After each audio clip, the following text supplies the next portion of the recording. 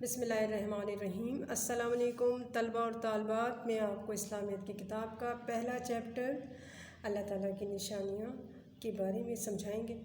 अल्लाह ताला की निशानियाँ क्या हैं? अल्लाह ताला की कुदरत की बेशुमार निशानियाँ हैं, जैसा कि रात और दिन, यानी रात हो जाने के बाद दिन का निकलना, हवाओं का रुकना और चलना, यानी कभी हवा चलती है और कभी हवा रुक जाती है। पौधों से फूलों का खिलना, यानी पौधों से फूल खिलने लगते हैं। परिंदों का आसमान पर उड़ना, यानी आसमान पर परिंदे उड़ते हैं।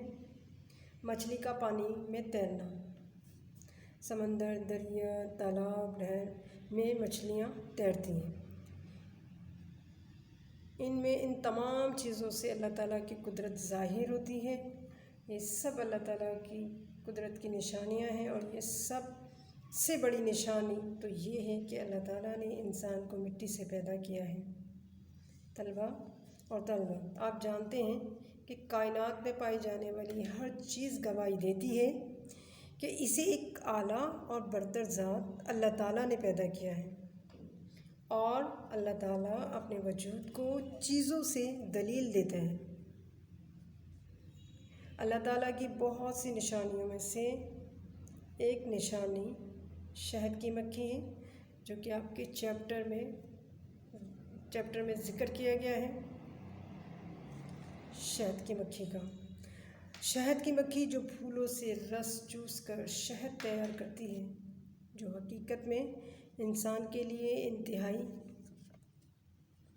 अहम खदमात अंजाम देती है।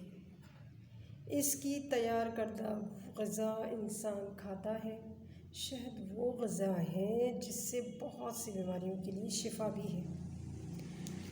कुरान मजीद में अल्लाह ताला ने शहद की मक्खी का ज़िक्र करते हुए फरमाया है, और तेरे रब ने शहद की मक्खी की तरफ वही की तो पहाड़ों और दरख्तों और लोगों के बताए हुए घरों में छत्ता बना, फिर फल का रस चूस अपने रब के हमवार किए हुए रास्तों पर चलती है।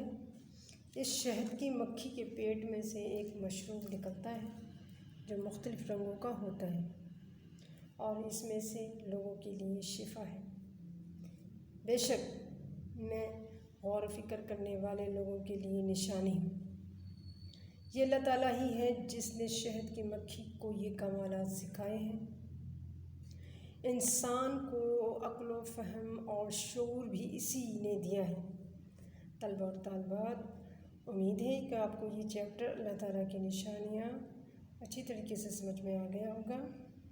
आपका काम व्हाट्सएप पर भेज दिया जाएगा, और सवाल जवाब के लिए नोट्स की शक्ल में आपको मिल जाएंगे।